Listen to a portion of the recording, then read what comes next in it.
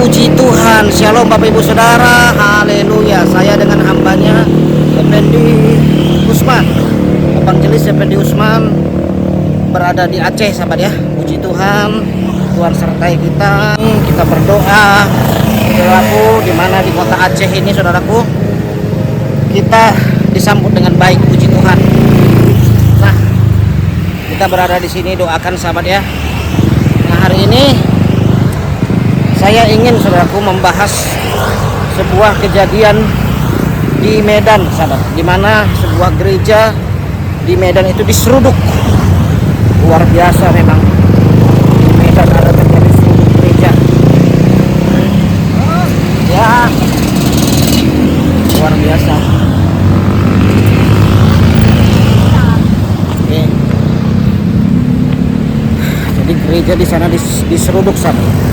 Nah, doakan kami sahabat ya di Aceh ini agar Tuhan sertai senantiasa dipakai oleh Tuhan. Nah, itu sahabat, yuk kita tonton dulu videonya bagaimana terjadi penyeludukan gereja di Medan. Balik. Manusia kami semua di sini. Kita semua punya hak yang sama di Republik ini. Nama kami.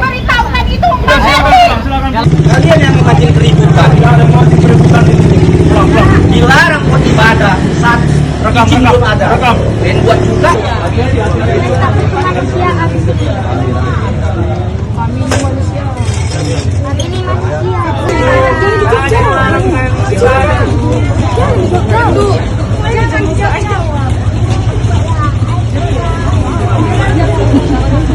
Kemarin. Hari ini kita dari Majelis Umat Kristen Indonesia mendampingi Gereja GPT Kristus Jawa Barat untuk melakukan rapat koordinasi di Kesbangpol Kota Medan bersama dengan jajaran pemerintah Kota Medan, ada dari Kemenak, ada dari Kesbangpol, FKUB, Lurah, Camat, kemudian dari aparat keamanan untuk membicarakan tentang izin dari Gereja GPT yang sudah 9 tahun belum selesai sampai pada hari ini.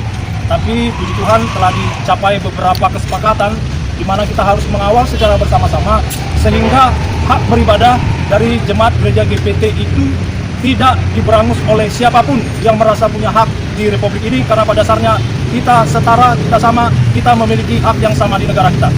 Ada berapa poin yang sudah disepakati? Ya, mungkin ada, kalau kita kerucutkan ada 2 poin, artinya yang pertama mereka akan melakukan kunjungan langsung ke lapangan untuk bisa menilai dan menimbang mengambil keputusan yang tepat. Yang kedua yang dilakukan adalah mereka akan mengambil keputusan dengan memberikan izin kepada gereja GPT sesuai dengan penilaian yang telah mereka lakukan tadi. Selanjutnya apa lagi Bang? Hasil dialog atau rapat tadi? Ya, intinya kami meminta jaminan kepada pemerintah agar pemerintah memberikan kepastian hukum terhadap izin gereja GPT dan mereka mengabulkannya dengan catatan harus sesuai dengan prosedur aturan yang berlaku. Dan kemudian kami juga tentu mengapresiasi langkah yang diambil oleh Pemko Medan. Kami ingin keberagaman di Kota Medan ini tetap terjaga sehingga kita menghimbau seluruh elemen masyarakat untuk kondusif dan saling menghargai, menghormati hak beribadah sesama warga negara. Berapa lama itu bisa diselesaikan semua? Ya, tentu kita meminta karena ini adalah satu persoalan yang sudah berlangsung sangat lama. Ada fokus ataupun atensi yang harus diberikan sehingga lebih cepat dari pekerjaan yang dilakukan selama ini yang mungkin memerlukan waktu beberapa bulan. Tentu kita mengharapkan lebih cepat dari itu, bisa 2 atau 3 bulan.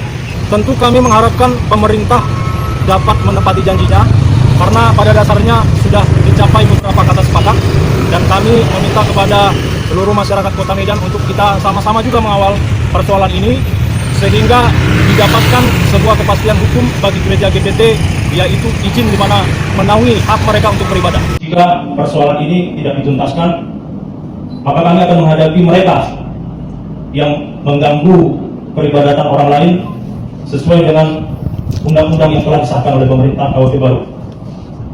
Jadi kita akan proses hukum kalau mereka datang dan berani mengganggu ibadah kami nanti. Kita sudah siapkan timnya, kami akan hadapi siapapun itu. Tidak boleh ada orang lain yang memberangus hak sesama warga negara untuk beribadah. Nah, makanya karena kami menyebut bahwa Pemko Medan adalah mitra, kami tidak mau persoalan ini mencuat semakin melebar. Tapi jika diperlukan, karena kami juga mencermati Kalau belum ada persoalan yang lebih besar ataupun riak-riak di lapangan, biasanya aspirasi kita akan dibiarkan begitu saja dan seperti dengar Ibu Bapak dinina-bobokkan. Jadi bukan hanya tim hukum yang sudah kita siapkan, saya juga sudah sampaikan kepada ormas-ormas kesukuan dan mereka siap untuk membackup gereja ini. Percayalah, sekali percikan di lapangan itu akan mengundang banyak pihak nanti masuk ke dalam. Kami tidak mau yang seperti itu karena kami adalah sekali lagi mitra bagi pemerintah. Mari kita gunakan hati nurani kita. Nanti kami akan datang Ibu, karena mereka saat ini beribadah di satu tempat yang sudah tidak layak lagi, di mana harus membopong lansia untuk masuk ke ruang ibadah. Betul Bu? Gunakan hati nurani. Jangan sampai nanti di pengadilan akhir Tuhan menuntut hal itu kepada kita. Karena kita percaya bahwa demi hidup kita ini adalah Tuhan, dan semua kita harus mempertanggungjawabkan apapun yang kita perbuat pada suatu hari nanti. Nah itu sahabat ya, videonya sudah kita tonton bagaimana mereka sangat tidak menyukai ibadah Kristen. Nah itulah yang terjadi saudaraku jika kita orang Kristen tidak bersatu. Orang Kristen tidak bergandengan tangan. Tuh dulu orang berkata ini Medan Bung, gak mungkin gereja diseruduk. Tapi kita lihat sahabat ya, dulu orang Medan sering berkata ya, ketika mendengar di daerah lain ada ibadah diganggu atau tempat rumah makan babi panggang diganggu, orang Medan berkata, oh di Medan tidak bisa, di Medan sangat toleransi, ini Medan Bung, kata orang Medan sahabat ya. Dan mereka berkata kalau sempat di Medan gitu ribak sudah katanya. Tapi apa yang terjadi saudaraku, sudah berkali-kali kejadian di mana di Medan terjadi pembubaran ibadah, pelarangan, minta izin sahabat, minta izin untuk ibadah, dipersulit untuk ibadah.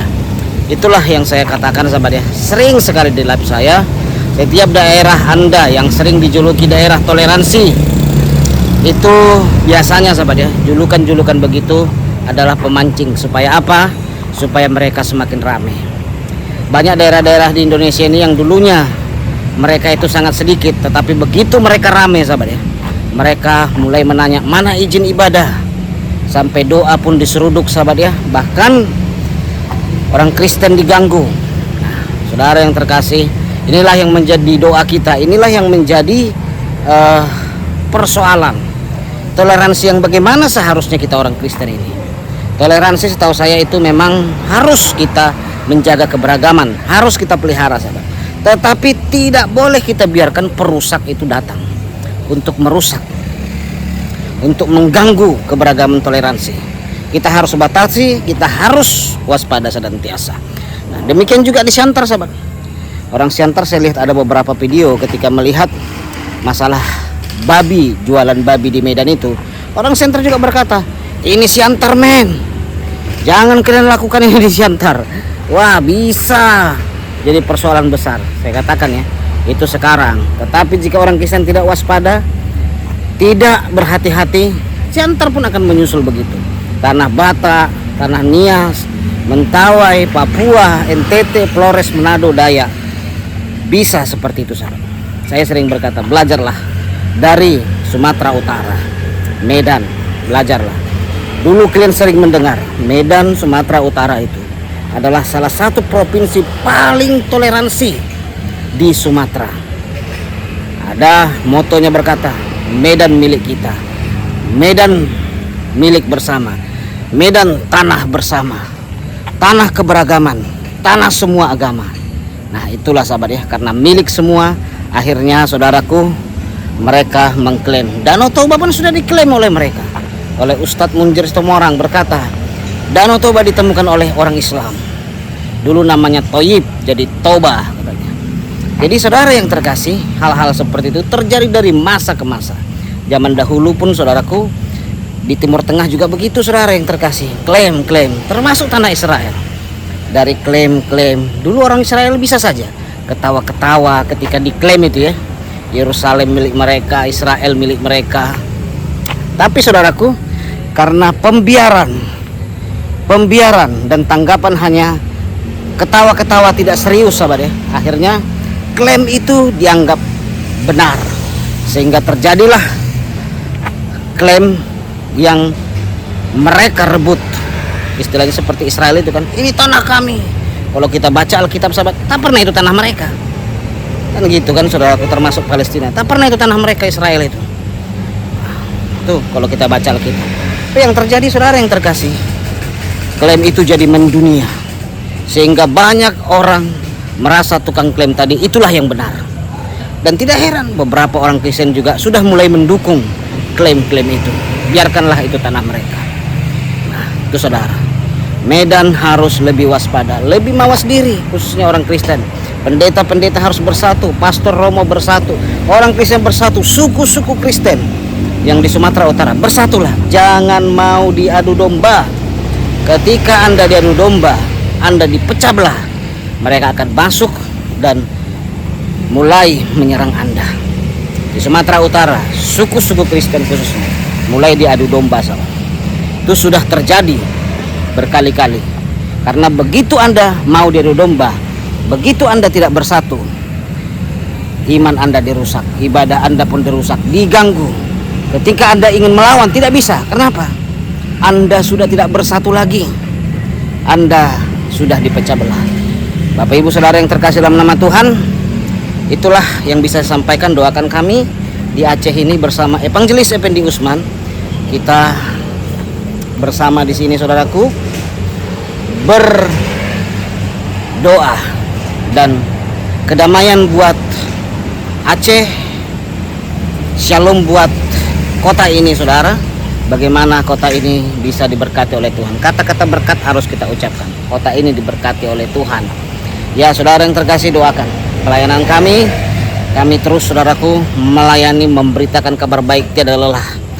Masuk pedalaman, desa-desa, dusun-dusun, kampung-kampung saudaraku kita masuk. Bahkan daerah yang katanya di sini ya, Aceh adalah daerah yang serambi Mekah, hukum syariat Islam, saudara yang terkasih. Tapi kita berada di sini, doakan selalu supaya pelayanan kita saudara jadi berkat buat mereka dalam nama Tuhan. Ya saudara yang terkasih, dari Aceh salam satu tubuh Kristus. Shalom Aki. Aku kabarkan Injil kebenaran. Shalom.